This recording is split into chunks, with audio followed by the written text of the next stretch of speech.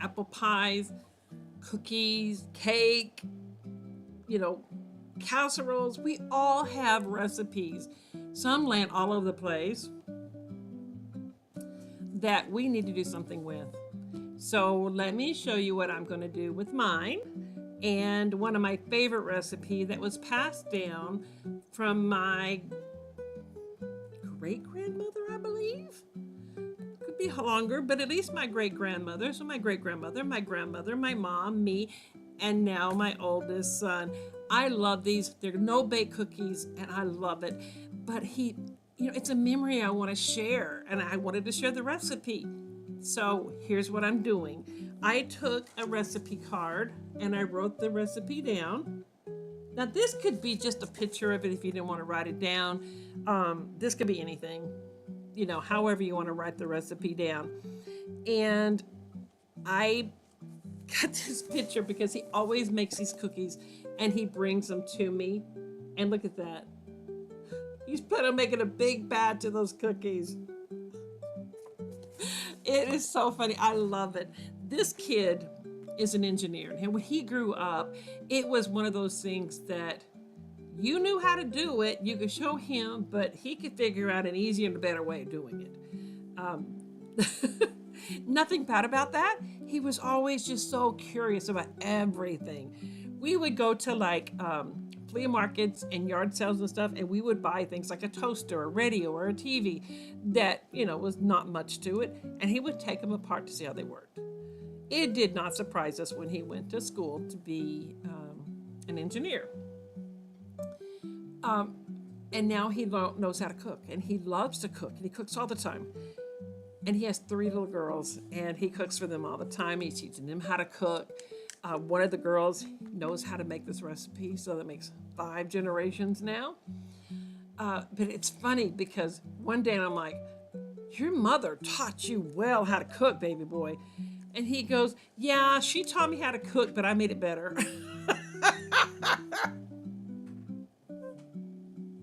I'm like, right. And so I recently showed him how to make gravy. I've showed him how to make biscuits, but of course he had to write the recipe out. They call me sometimes and they're like, Mom, how do you make gravy? What's the recipe for gravy? There's no recipe for gravy, baby. You just put a little of this, a little of that, pour milk in, and then whisk it up. The whisk is a secret to gravy. There you go. If it thickens up, add more milk, whisk it up. Don't clump your gravy. But it's kind of one of those things that I tell them how to make it. So now I've got to where I go to their house and I show the kids how to make it. So when the kids are making it, they can show the parents how to make it. Because the parents, they don't have time. They know how to do it better sometimes. The grandbabies are like, I showed my 3rd granddaughter how to make gravy like a couple of months ago. And I'm like, okay, you just start with the oil, and you're going to add some flour, some salt and pepper, and you're just going to let it warm up a little bit. And she goes, okay, anything else? I'm like, no, that's all. And then I said, you're going to add milk. So we added milk. She goes, what else? I'm like, you're going to whisk it. She goes, that's it? That's it. And she goes, really? I'm like, yeah, taste it. I don't like white gravy, she says. Try it. She tried it, and she just kept eating it. She loved it. And she goes, that is probably the easiest thing. I'm like, it is, but some people, they don't know how to make it. So now you know how to make it, and you can spread it on. I don't know if my youngest son has ever made the gravy or not, but that's okay. Let's get back to sharing this recipe. So what I've done is that I went on and I did mine on Cricut. You can very easily go and find clip art, free pictures. You can even get pictures off your labels or something, anything.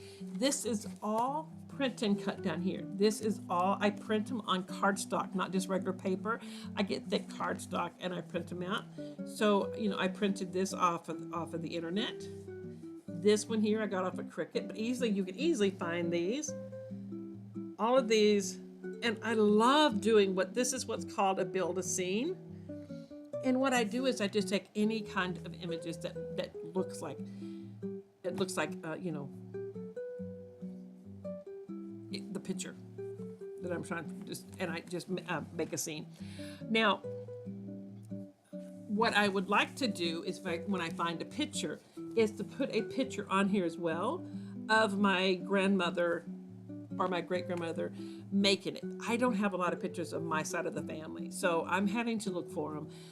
Matter of fact, if you guys are interested, I could probably share a video of how I'm finding some of the pictures, like on Ancestry, some newspapers, that kind of stuff. So I'm going to find a picture one of these days of that, and I'm going to add that picture to there so he could see where you get it from. So one idea that you can do is, even if you just get a photo album, or if you get you do this recipe card, you could very easily put a picture of who did this recipe on the back of the card and just write a little note on it or something. Or you can get an album and you could put this on one side, you know, it's got 4x6 pictures, and then you can put something like this on the other one, and that picture is easy enough to switch how you print it. Instead of printing, you know, that's way you can print it where it's, you know, vertical. It's easy to do all that. If you have questions, let me know. But any kind of album, and you could put pictures of your mom and what her favorite recipes. The apple pie, his grandmother taught me how to make apple pie. So I want to write the recipe down, because again, there's no recipe. So I'm going to write down what she told me, and I'll put a picture of her in there. There's all kinds of things, everybody. There's a cake my grandmother my mom's mom used to make all the time. I want to write that down. So we all have those recipes. And yes, it is still our responsibility to pass those down as well. So I hope you get some recipes out, get some pictures of the family members that does this. Oh, you know what else I'm going to do now that I thought about it? I have my grandbabies over for what's called Camp Crazy Christmas a couple of days before Christmas. And what I do is, especially for the young ones, I just get baggies and I put all the dry ingredients together, and then I put other things that they need to go with it, the recipe with it, and they make cookies. And so every year when they make cookies, I'm going to take a picture of them and then the cookie they decided to make. So that's going to be another way of sharing them, of the person who's actually making them this generation, and then where they came from, if you're able to provide that. So get those recipes, guys. It is our responsibility.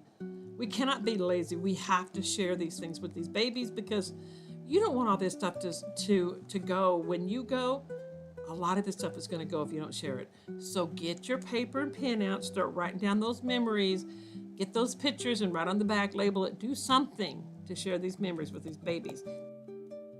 Okay, everybody, get a pen, some kind of paper out, start writing those recipes down, and stay tuned, because my next story in scrapbook is this little girl when she turned 4 years old and her birthday party. Great story. You're not going to want to miss it. Talk to you later. Bye, everybody.